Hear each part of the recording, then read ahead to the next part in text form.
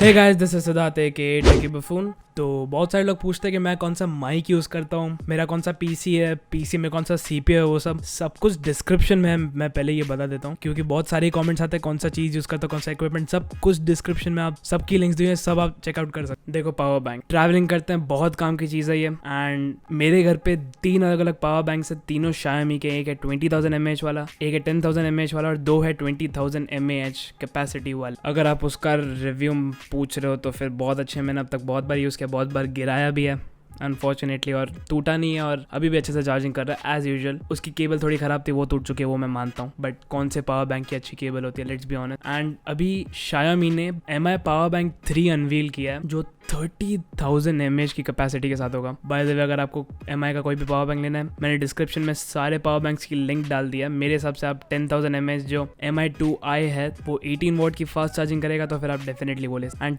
30,000 mAh की capacity के साथ बेसिकली वो Xiaomi का जो Mi10 जो एक फ्लैगशिप फोन है, 4780 mAh बैटरी के साथ उसको 5 बार चार्ज कर सकता है, और आईफोन SE जो अभी लॉन्च हुआ था उसको 10 बार जितना चार्ज कर सकता है ये पावर बैंक। अब सबसे बड़ी प्रॉब्लम पावर बैंक्स के साथ ये होती है कि चार्जिंग में बहुत टाइम लगता है। मैं रात को रखता हूँ 20,000 mAh वाले पावर बैंक को मेरे, तो सुबह तक चार्ज होता है। तो बेसिकली ये चार्जिंग शेड्यूल होता है अगर 0 to 100 जाना, लेकिन इसमें 18 वॉट, लेकिन इसमें 24 वॉट फास्ट चार्जिंग खुद होगी। लेकिन अगर आपके पास 30 वॉट का Xiaomi का फास्ट चार्जर हो तो फिर ये 7.5 घंटे में 100% फिल हो सकता है। वापस याद दिला, तो ये पावर बैंक 30,000 mAh का है, 7.5 घंटे में 30,000 mAh। मतलब अगर आपके पास कोई भी फोन है तो आप पूरे वीक इस पावर बैंक से चार्ज कर सकते हो, और इस पावर बैंक को खाली एक बार चार्ज करना है 8 घंटे के लिए। That's it. एंड अगर आपको पूछने कि इसमें फास्ट चार्जिंग है या नहीं, इसमें 18 वॉट की फास्ट चार्जिंग USB-A और USB-C से, इसके 2 आउटपुट्स होंगे, जैसे कि मैंने बोला A एंड C। अगर आपके पास पुराने या नया फोन, और 2 इसमें प्रॉपर USB